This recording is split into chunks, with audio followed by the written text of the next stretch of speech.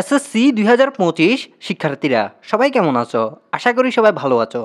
তো আজকের এই ভিডিওতে নিয়ে এসেছি এসএসসি ২০২৫ সালের শিক্ষার্থীদের জন্য দুটি বিশাল সুসংবাদ। অর্থাৎ এই ভিডিওতে তোমাদের দুটি বিশাল সুসংবাদ জানানো হবে তোমাদের পরীক্ষা নিয়ে।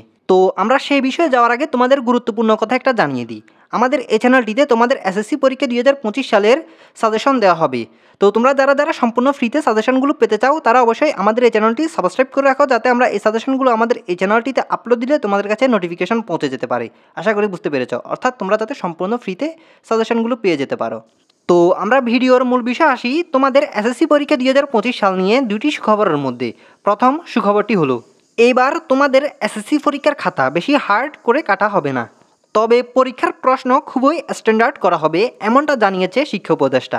গতকাল একটি প্রেস কনফারেন্সে নতুন শিক্ষা উপদেষ্টা অধ্যাপক সিআর আবরার জানান, এবার এসএসসি ২০২৫-এর খাতাগুলো সর্বোচ্চ যত্ন সহকারে কাটা হবে এবং খাতাগুলো কাটার ব্যাপারে শিক্ষার্থীরা যাতে সর্বোচ্চ সুযোগ সুবিধা পায় সে ব্যাপারে তারা সর্বোচ্চ সচেষ্ট থাকবে।